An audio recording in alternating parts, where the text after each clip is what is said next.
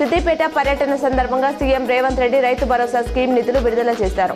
70 లక్షల మంది రైతులకు లబ్ధి చేకూరేలా 3600 కోట్లను బటన్ నొక్కి రిలీజ్ చేశారు. ఇవాళ బ్యాంకులకు సెలవు కావడంతో రేపు రైతుల అకౌంట్లలో డబ్బులు జమ కానున్నాయి. 45 రోజుల్లో 3 విడతల్లో 9000 కోట్ల అకౌంట్లలో జమ చేయనున్నామని రేవంత్ రెడ్డి చెప్పారు.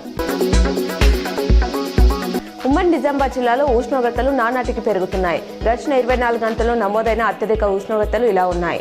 మెండోరా మొస్రా 38.7, బాల్కొండ 38.4, మాచెల్ల 38.2, భీమ్గల్ 38, తొండకూరు 37.5, మోర్తాన్ 37.4, వేంపల్లె 37, మాగిడి, ఎడపల్లి, నిజామాబాద్, కొల్లూరు 36.7, పెరికేట్, ఎర్రగడ్ల 36.6, ఆలూరు, బీబీపేట 36.5 డిగ్రీల ఉష్ణోగ్రతలు నమోదయ్యాయి.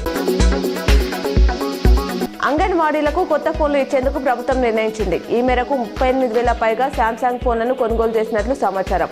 10 రోజుల్లో సీఎం రేవంత్ వాటిని అందజేయనున్నట్లు తెలుస్తుంది. తిరుమలలో టోకెన్లు లేని భక్తులకు శ్రీవారి సర్వదర్శనానికి 24 గంటల సమయం పడుతుందని టీటీడీ వెల్లడించింది. దర్శనం కోసం బాటగంగమ్మ ఆలయం వరకు భక్తులు వేచి ఉన్నారు. నిన్న 77,864 మంది భక్తులు శ్రీవారిని దర్శించుకున్నారు. 39,348 మంది తలనీలాలు సమర్పించారు. ఒంటి ఆదాయం రూపాయలు 3.33 కోట్లు వచ్చింది.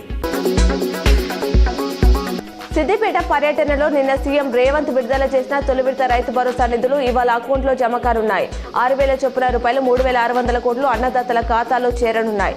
మరో 20 రోజుల్లో 2,700 కోట్లు, ఆ తర్వాత 20 రోజులుగా 2,700 కోట్లు రిలీజ్ చేస్తామని రేవంత్ వెల్లడించారు. మొత్తంగా దాదాపు 70 లక్షల మందికి ప్రయోజనం కలిగిస్తామన్నారు.